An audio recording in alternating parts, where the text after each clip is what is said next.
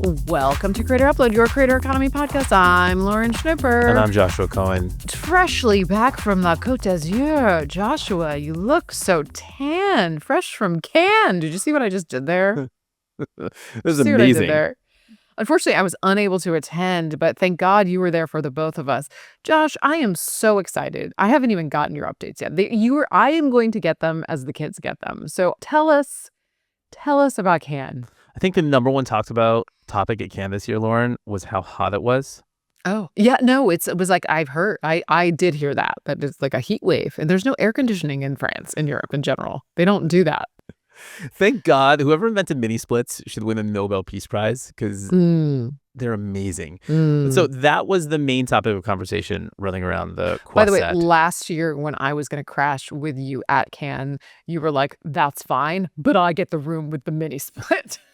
100%. You were like, "I don't do no air conditioning when I'm sleeping." It's 100%. Great. I'm a boy from Tucson, Arizona. That's I mean, I'm from Florida. I understand. Go on. But you know what was like reassuring to know in that heat? It was like low 90s, mid 90s with some unbearable amount of like 300% humidity or something. Sure. I saw Alex Rodriguez. I saw David Ortiz. Wow. I saw Bryson DeChambeau. Okay. I saw Oprah. I saw Hoda. And let me guess, they were all sweating? All sweating. All sweating. I knew every one of them. Every single person. It's not like they weren't sweating. Like, turns out everybody sweats. It turns out everybody sweats. Like, what did somebody have more lip sweat than others? Was somebody like pit sweating more? You don't have to name names, but like, I'm just saying, like, were there variations to the sweat, or everybody was just like drenched? Everybody was pretty much drenched. Okay. Yeah. Okay. You just had to embrace it. Yeah. What are you going to do? Yeah. And Lauren, the second hottest topic of conversation I can outside the heat was obviously something near and dear to your and my heart. What? Creators. Oh, sure. Yeah. Tell me more. So last year, just to recap, last year, I think you and I came away being like, sure, everybody's like down with the creators and wants to talk about it, but it didn't feel like a creator conference. It felt like a word people were using in order to feel relevant in a lot of ways. What was it like this year? I want to get into that and I want to answer your question, but first I want to frame it with Matt Bellamy, who is a Puck founding partner, and he's the host of The Town, which is this really well-liked, respected Hollywood industry podcast. The Town was also a main, like, kind of tertiary player in The Studio. It was a running theme throughout the Seth Rogen Apple series that Matt Bellamy would be listened to on the radio, and then he actually made an appearance in one of the final episodes. So he's an influential dude that other people in Hollywood like. He is, but I will say I really love his podcast, and it just makes me feel like I know what I'm talking about in a very deep Hollywood way. But they did an episode recently on clipping, and it's really funny to hear people that are not deep in our sort of industry talk about things as if they like started yesterday and like they're this new phenomenon, and oh my God, we're all being manipulated by the internet as if that's like a new thing.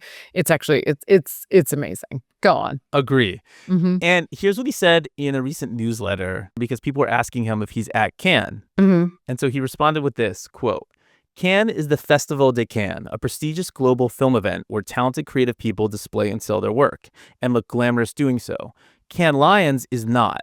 It's a tacky business conference for selling advertising and announcing brand partnerships, populated mostly by paunchy middle managers and YouTubers. They call it an international festival of creativity, but that's just to make the suits and the media people feel better about their soulless corporate boondoggle. Enjoy the rosé." Oh, and you're there? Were you there for that corporate soulless boondoggle? Is that?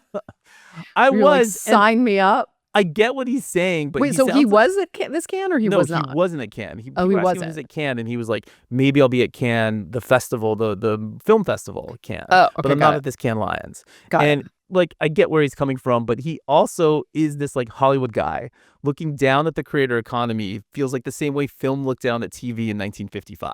Yep. And the boondoggle he's mocking is this exact scene where I think shifts in ideas around how to move billions of dollars in marketing per year are actually happening. This is where CMOs and decision makers go to, and they get inspired by their peers, hear from others in the ecosystem, and that translates into strategy that has a direct effect on huge sums of money that are flowing through the marketing ecosystem. Right. And so basically he's describing this ecosystem that he thinks is tacky without realizing that this is the one that's actually like moving a ton of markets. And it's growing, yeah. And it's growing, and it's becoming more and more important. Yeah. Also, this podcast that you and I both like and listen to is advertiser supported. Come on, bro. Are you suggesting that people in Hollywood are hypocrites? Is that what you're suggesting, Joshua? I just think you could look a little bit more into this ecosystem. I mean, I'm just wondering, is that what you're suggesting? Yes. Okay, so tell us how it actually was when you were there.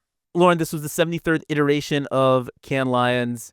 Again, originally started as, to Matt Bellamy's point, a festival celebrating the creative of advertising.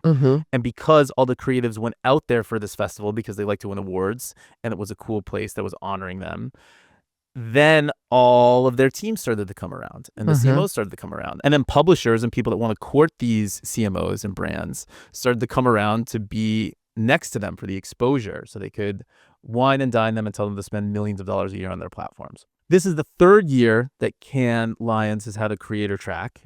Tubefilter has been a media partner with the creator track for all 3 years. And the biggest shift, I think, is what you kind of alluded to up top, that it used to feel like creators were also at this event. And creators were also being talked about. Where this year, it really just felt like a creator event. And creators used to go to Cannes 3 years ago, 4 years ago, 5 years ago, and more to fulfill brand deals and sponsor obligations. They were being contracted to go out there for a specific purpose, so they could take TikToks at Spotify events and then show how cool these Spotify events were.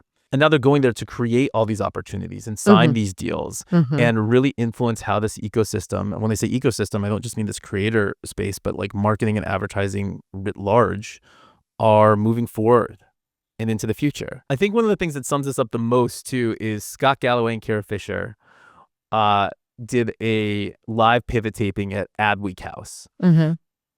And here's what Scott said, quote, "The industry hasn't yet recognized they're no longer the protagonist." And that was in reference to creators. And this is what Kara Swisher said. "When I used to come here, Maurice Levy, Martin Sorrell, John Wren, they owned the Quasset. These are all like old scions of the ad holding company industry, Publicis, WPP, and Omnicom. Now it's some creator who's talking about food." But she's also, by the way, she's some creator who's talking about the industry, and she's also 100%. One of the leaders in the space. She wasn't saying that disparagingly. She was saying that cheekily, but that's like where this ecosystem is going and like how it's she evolved. And Scott Galloway are leading the industry. Like, let's be real. Yeah. Huge Scott Galloway fan, always and forever. Go on. This hasn't necessarily been reflected in the press that's coming out of Cannes. There's this media monitoring firm, Karma, that measures the coverage found in publications around Cannes Lions. And they say that creators only occupied 18% of festival press, behind fashion at 56%, entertainment at 49%, and AI at 38%. What did you hear like the brands talking about as it relates to creators specifically? One of my favorites event I went to was this breakfast at YouTube/Google Beach. And there, Sean Downey, who's president of the Americas and Global Partners at Google, it's like one of the top sales individuals over there, interviewed a few different people there. One of them was Chris Bellinger, who's the chief creative officer at PepsiCo Foods. And he said that his division, has restructured how they think about this marketing ecosystem. So this is what he said about the old way of working.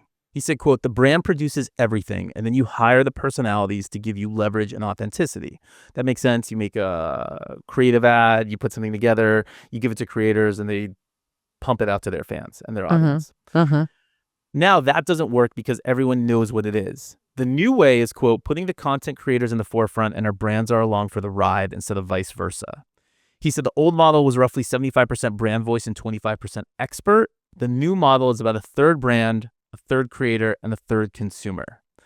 And one of the ways they got to this is they did this really interesting study. In this study, they split creators into two groups. One group got a 17-page prescriptive brand brief full of talking points, full of how the brand should be mentioned, how it should be placed, how the viewer should think about the brand once you're done speaking to them, and more. And another set of influencers just got the brand name. And that's like, go with it. Yeah. Let me guess which did better for them. Let me take a wild guess. So he said, like, by and away, far and wide, the content that is currently resonating, driving ROI, more views, more everything, is the open-ended version. And you can tell when a content creator is just waiting for a script and immediately your brain shuts off, whether it's how they speak about it, the language they use, their energy. a billion different signs that we've learned as humans to pick up from one another. Who knows? Mm-hmm. But that just happens. And his blunter version was the prescriptive briefs are, quote, shitting the bed, end quote. I mean, it's just funny because it's like, this is an argument that you and I have been either made or seen being made for the past since the beginning of creator time, right? Like, just give the creators, let them do their thing, let them do their creative, and brands were just so nervous and terrified. And I love that, like, it's just like they've like everybody's just woken up like almost 20 years later being like, oh, so we just like can't tell them what to do. We have to just let them go with it, and their audience like will like that better. And I understand how that is very scary, for a brand, because you don't have control, and historically brands really want control and understand their messaging, and they don't want it to get away from them. But if you're really talking about ROI, this is the move that everybody's been talking about for years. And what's cool here is that you have someone like Chris Bellinger, who has this prominent position at Pepsi Foods, who thinks this way, who's talking about it, who's doing studies to substantiate it as well. And so it's one thing for him to know it. It's another thing for him to do this control group versus this newfangled way of doing things that then he can show to his higher ups and be like, yo, you see what we did here? Like, you gotta go with me on this moving forward. And I feel like it doesn't necessarily mean that like you can't still have messaging out there that's controlled. Like there's a lot of different versions of marketing and advertising out there. But if your goal is simple like ROI, it sounds like this is probably like, this is the move. You know what I mean? Yeah, he went on to iterate that they've shifted the majority of their assets and resources towards influencer management and relationships. They're moving away from this historical and traditional advertising to what they're calling new content and the creator economy. Yep. And they've launched new brands through creators. They've launched new types of flavors of their like staples through creators. It seems to be going very well for them. And I think someone in their position with their kinds of brands that they operate with can be this like forerunner in this space that all the other brands can look at and be like, yo, if PepsiCo Foods is doing this stuff, like we got to do the same kind of thing. All right, Josh. And then what events did you go to? Any good parties? What are we talking about? Lauren, one of my favorite events was actually one of our own. At Tubefilter, we put on this roundtable discussion with Comscore. Mm-hmm. We had people from Spotter in the room, Arac, prominent YouTube creators in the room. Courtney Hirsch, CEO of John Boy, was there. Some representatives from L'Oreal and YouTube, among other platforms. And we had a great conversation about how like measurement, media dollars, creators and more can work together to bringing more of this money into this ecosystem and accomplish everybody's goals. I think one of the most interesting things that came out of that conversation was John Boy CEO Courtney Hirsch has an interesting POV on how she looks at talent in the ecosystem. Mm-hmm. So she breaks it down into three things: creators, influencers, and personalities. Mm-hmm. Which I haven't really heard that breakdown before. And I thought it's so simple, but makes so much sense. Mm-hmm. So creators you go to for creative work, marketing, and distribution. That's what we think about when we talk mostly about creators. Influencers, you're just going to go for them to get greater distribution on your product. And then personalities, you can use as talent in either. And I think it's this simple framework that belies this more nuanced understanding of the ecosystem that I'm going to be using moving forward, and I want to share with you all too. Well, I think there's overlap too, right? Like a creator can be an influencer, a talent can be an influencer, but like but they're not necessarily, there are distinctions between that. I think like, how much influence does a creator have, that's what we talk a lot about in terms of like, engagement and how like subscriber count doesn't really matter. It's like, how can you move the needle, especially when you're talking about brands, and like, what's your conversion rate, right? And then of course there's like talent that's like, you really want just for their talent and like what they can do and how they can perform, and they may or may not have sort of like be able to create. They may or may not have like, a ton of influence. So I like that. I like that distinction as well. So like coming out of a discussion like with Comscore and stuff, like I'm imagining there were a lot of insights and a lot of really good sort of learnings from that. Like, are you guys going to be publishing those learnings in like Tubefilter? Like, how do people get that? Because that sounds like a really like great sort of room. Yeah, right? We're working on that and putting together some of the findings of and a lot of what Comscore is doing now too. They're really interested on showcasing the value of these creators and also proving the incremental kind of audience that they bring. So like Jesser has an audience of how many millions of individuals and people, tens of millions. The NBA has an audience of how many tens of millions of individuals. And there's not a lot of overlap between the two. So showcasing that and showcasing the incremental audience that Jesser can bring to someone like the NBA, because we've usually seen it as someone like Jesser does something with the NBA, and it's good for Jesser because he's kind of like breaking out of YouTube and getting a wider audience than he normally would have. We don't generally see it the other way around, or that's not how it's been framed. Historically, correct. Yeah. Right. And I think putting some data behind that can showcase the actual value of these creators. And what really kind of hit home for me when I was thinking about it is if you were going to do a deal with like Jay-Z in the NBA, you wouldn't be thinking about the incremental audience that Jay-Z is going to get from being on the NBA, right? You would think about it just from the other way around. Or George Clooney or Brad Pitt or whoever. You wouldn't really think about it from that framework. And it's interesting that we do when it just you swap their name for a creator's name. Yeah, but more and more, see the NFL partnerships that have been happening with creators. So more and more, I think the tide is turning, the conversation is shifting. But yeah, like if you just replace it with traditional stars' names, then yeah, of course that you're thinking about what the brand can get. And now it's like, I think the conversation is shifting. Right, and then providing data, insights, and analysis to back that up. Lauren, also one of my pet peeves was on Full Display at Cannes. I only have one pet peeve actually. I'm like a simple man. We know that. Go on. If anything, I'm a simple man. True. So my pet peeve is when people equate YouTube viewership or some kind of viewership metrics on YouTube or social video platforms to Nielsen ratings and what television gets. Okay. So there was a creator on stage at a YouTube event who was talking about how much viewership he gets and how like the brand and advertising ecosystem doesn't get what he does. They don't understand it yet. They're late to the game. They need to get on board. And how he gets several millions of views per each video. And the NBA Finals only got 17 million views. And he's putting up an NBA Finals every single day. No, he's not. He's not. No, he's not. By the way, I made that video with a creator, an actress that we used for Shane Dawson in 2012, where we did a whole video saying that his parody of the Degrassi show got more views than the Degrassi finale. Like I've been making that argument for 100 years. It's not actually true. It's not actually. It's not apples to apples. If you're looking at Nielsen television ratings, it's the average per minute audience of the broadcast. So if you look at the NBA Finals and let's say that got 17 million views on Nielsen, that's an average of 17 million viewers were tuned in every minute for the 2.5 hours of the game. Correct. It's not the same as a YouTube view. At a certain point, a view on Facebook was like 3 seconds. So if you watched a video for 3 seconds, that counted as a view.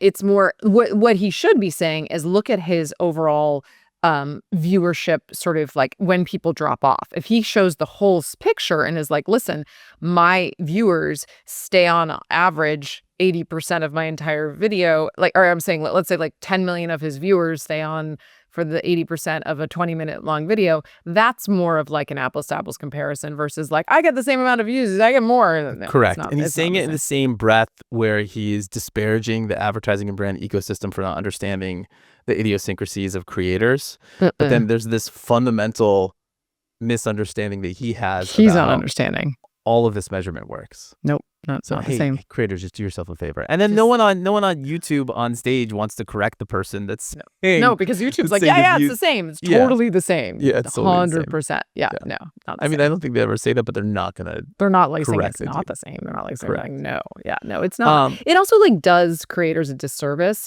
by saying that because it's not true, and so then advertisers are gonna be like, I don't buy that, So I think it doesn't actually benefit.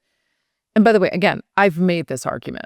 So like all in, it seems like every year, I've only been once, but like Cannes is becoming more and more like the place where you need to be if you're like working within the creator economy and want to work with brands. Would you sort of agree with that?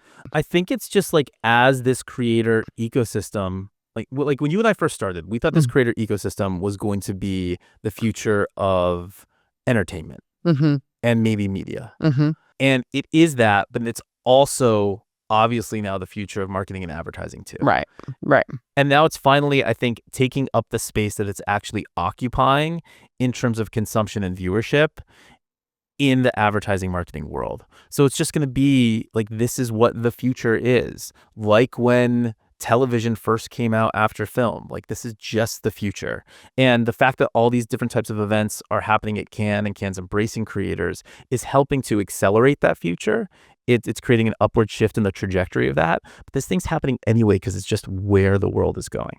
And I think also like in like 5 years, the creative, like all of these very talented sort of creative folks that are historically in just like traditional advertising are going to be like working with these creators, building this content with creators. So we're going to see some really interesting sort of creative content coming out of this. So I feel like those that are like sad about like the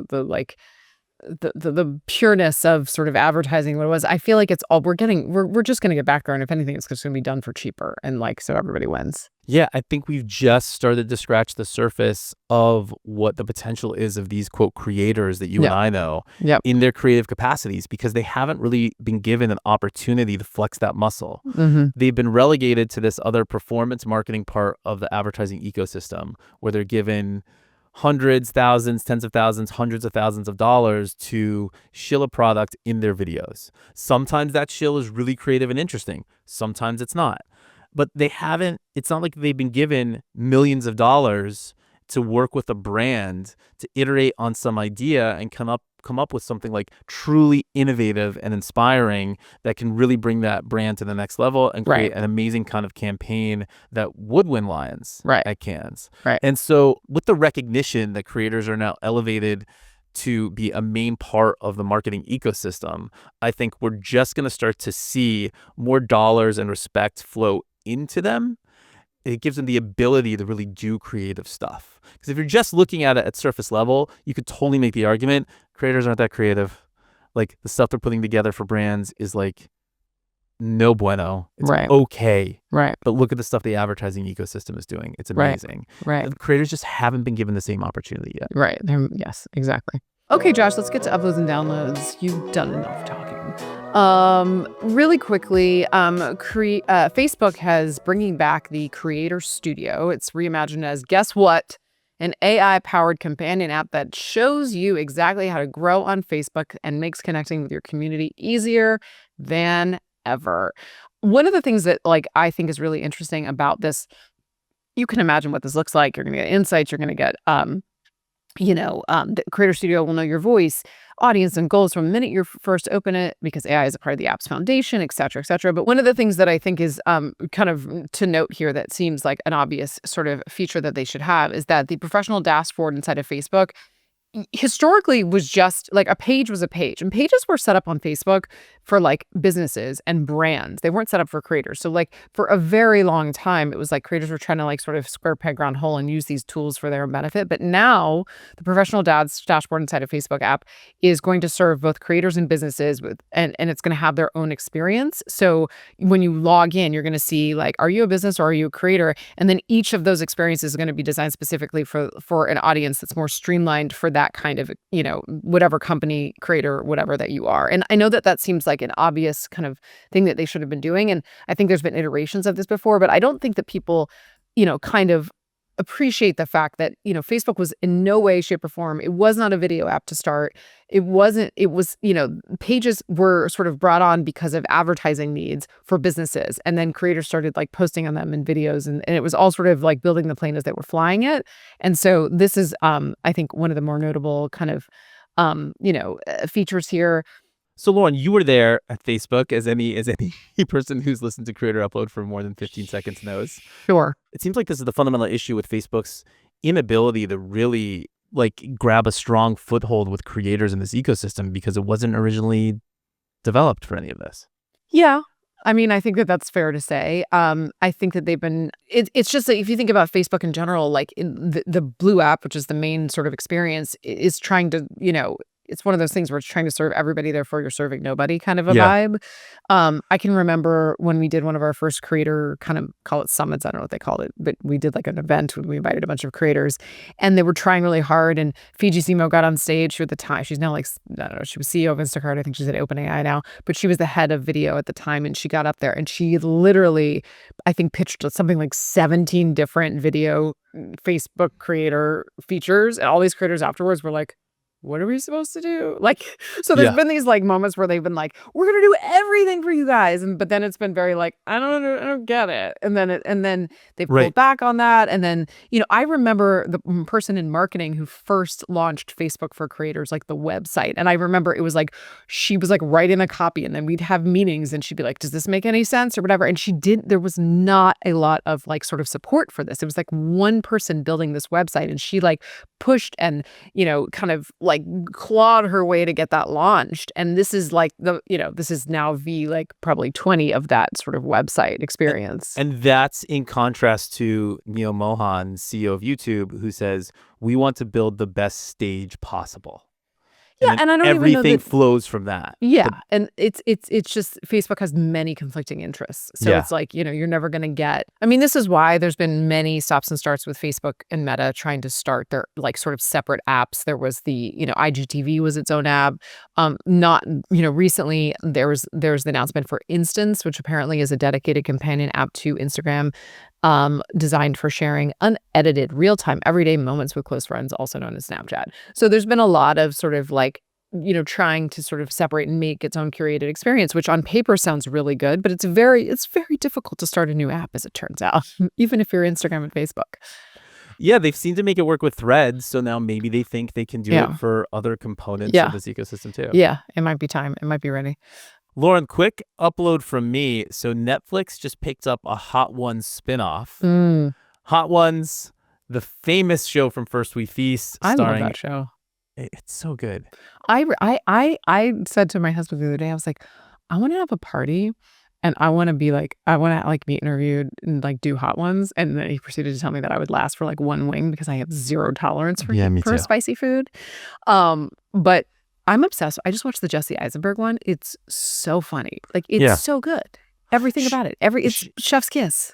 Sean Evans is very good. I was talking to one of the people that work on his team, and he said, I'm like, how do you guys come up with all this? And he says, Sean consumes everything about the person leading up to the interview.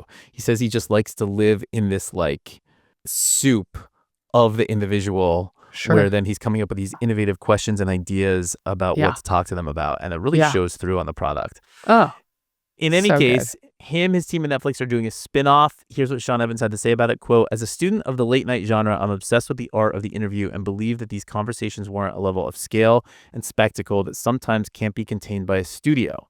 It's exciting to partner with Netflix to continue to break new ground with the format while keeping the core of what fans love about Hot Ones firmly intact. So what is that new format? The show is going to be called Extra Heat, and they're going to have it on location at live Netflix events. So Netflix is hosting the Home Run Derby for Major League Baseball on July 13th. There will be an episode of Extra Heat filmed at the event with Will Ferrell, Fortune Feimster, and Jimmy Tatro as guests, who all also happen to star in Netflix's upcoming golf comedy series, The Hawk. Are they eating wings? Is that they're going to eat wings.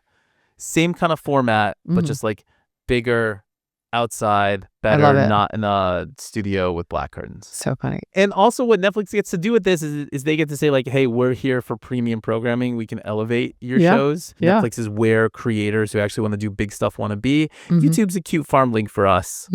I think they get to reinforce that messaging too. I love it. Yeah. It's interesting because First We Feast, they were part of BuzzFeed, and then they were sort of spinning off. And, having someone who's potentially looked at that asset when they were on the market, the issue kind of was like the real asset is, Sean and Hot Ones, and like, building that infrastructure and more property within that banner, I think has been obviously a big priority. So very excited to see this expansion because I'm here. I'm just like here for Hot Ones. Like he's good. I mean, it's so good. It's just so good.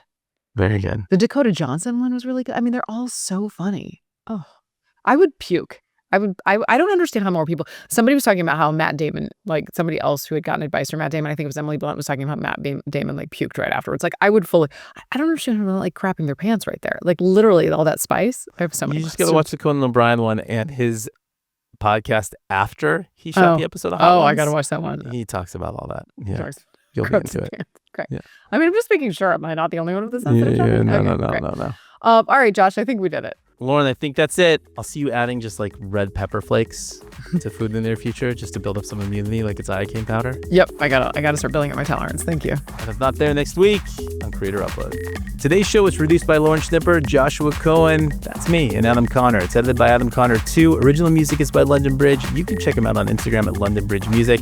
Make sure you subscribe to Creator Upload right here on YouTube, on Apple Podcasts, as well Spotify, or wherever you're listening. While you're there, give us a rating and leave us a comment. If you want to talk, hit us up at info@creatorupload.com. If you like our show, recommend it to a friend. If you love it, just tell everyone. Thanks for listening to Creator Upload, and we will be back next week.